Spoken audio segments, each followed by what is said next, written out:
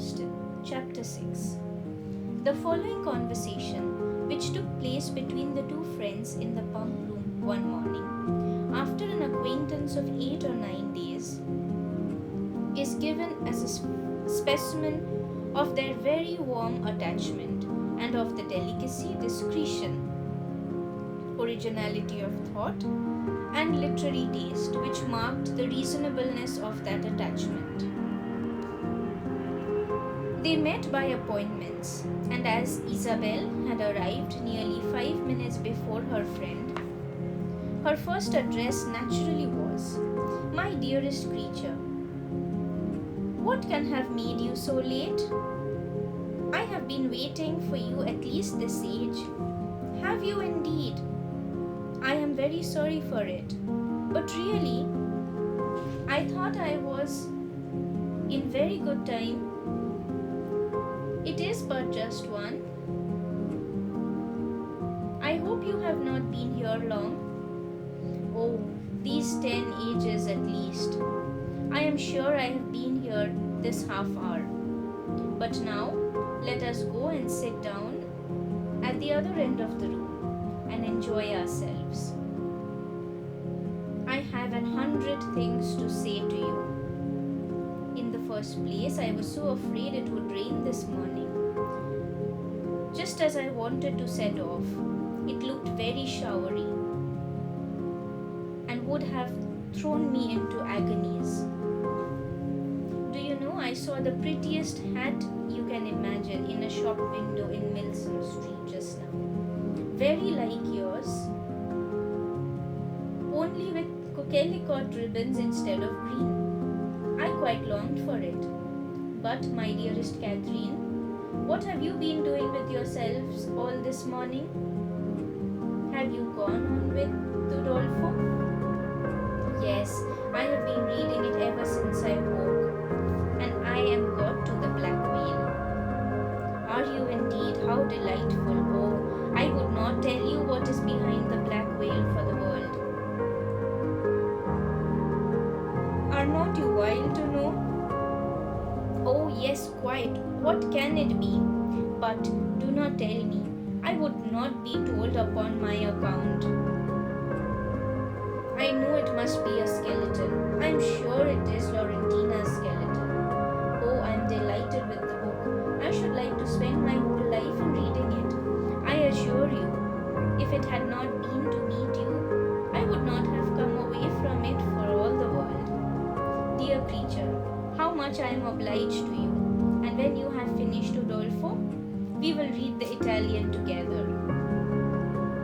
And I have made out a list of 10 or 12 more of the same kind for you." "Have you indeed? How glad I am. What are they all? I will read you their names directly. Here they are in my pocket book. Castle of Wolfenbach, Claremont, Mysterious Warnings, Necromancer of the Black Forest, Midnight Bell, Orphan of the Rhine, and Horrid Mysteries. Those will last us some time." "Yes, pretty well. But are they all horrid? Are you sure they are all horrid?" "Yes, quite sure.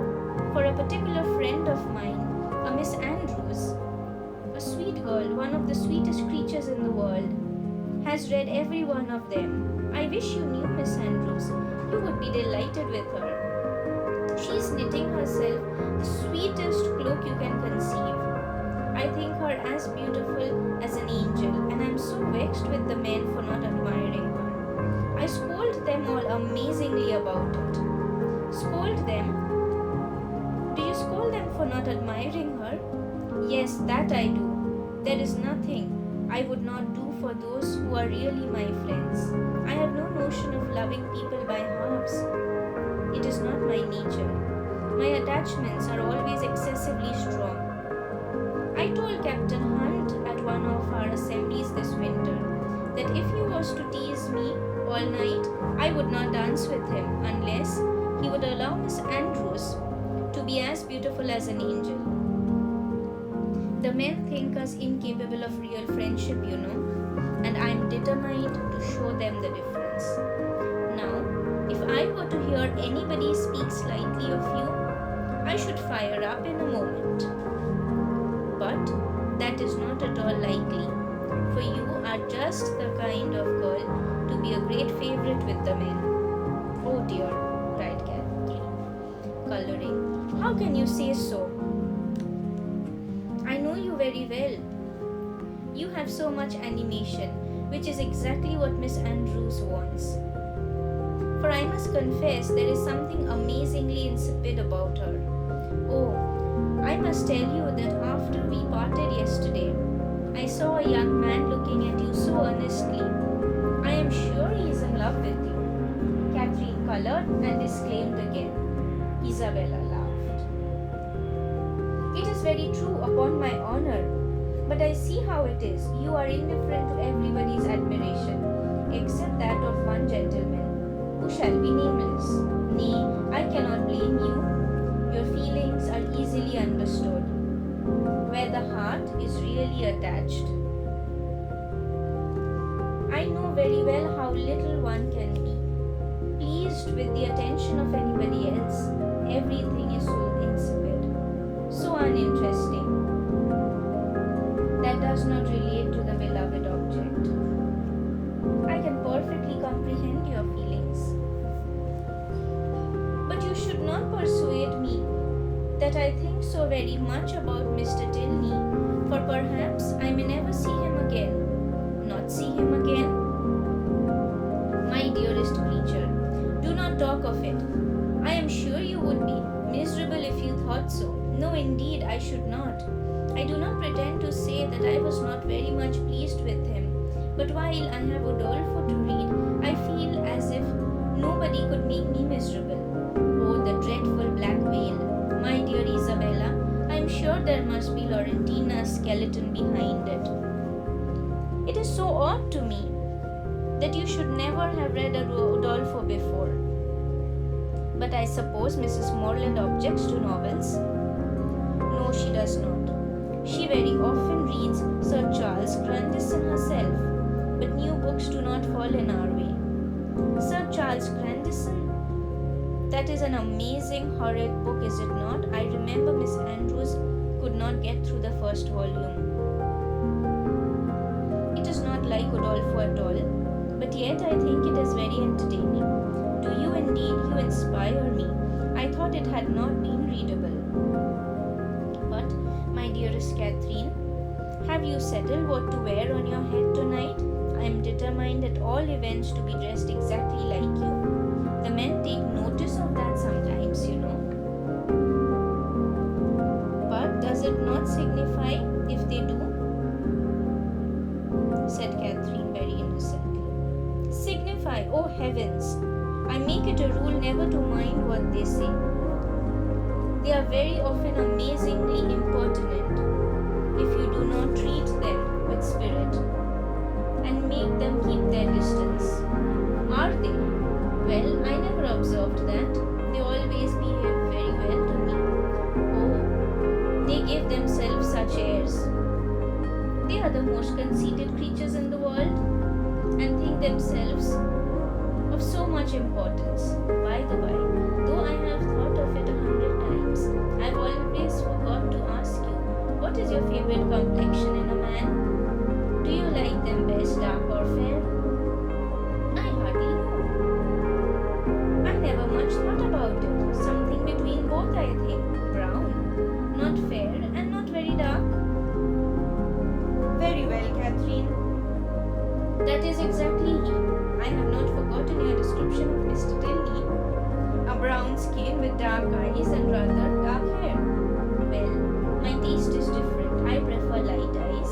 And as to complexion, do you know, I like a sallow better than any other. You must not betray me if I should ever meet with one of your acquaintances answering that description. Betray you? What do you mean? Nay, do not distress me. I believe I have said too much. Let us drop the subject. Catherine, in some amazement,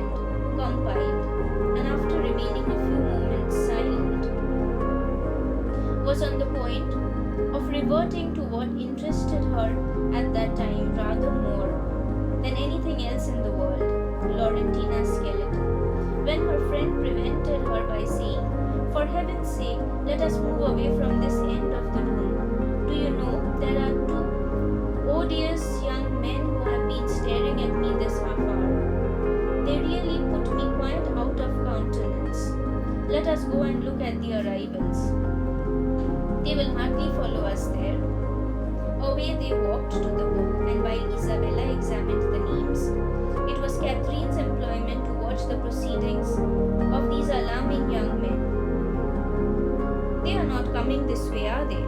I hope they are not so impertinent as to follow us. Pray let me know if they are coming. I am determined I will not look up." In a few moments, Catherine, with unaffected pleasure, assured her that she need not be longer uneasy, as the gentlemen had just left the pump room. "And which way are they gone?" said Isabella, turning hastily around. One was a very good-looking young man. They went towards the churchyard. "Well, I am amazingly glad I have got rid of them. And now, what say you to going to Edgar's building with me and looking at my new hat? You said you should like to see it." Catherine readily agreed. "Only," she added, "perhaps we may overtake the two young men. Oh, never mind that. If we make haste, we shall pass by them presently. And I am dying to show you my hat. But if you only wait a few minutes, there will be no danger of our seeing them at all. I shall not pay them any such compliment, I assure you. I have no notion of treating men with such respect. That is the way to spoil them." Catherine had nothing to oppose against such reasoning, and therefore, to show the independence of Miss Thorpe and her resolution of humbling the sex, they set off immediately as fast as they could walk in pursuit of the two young men.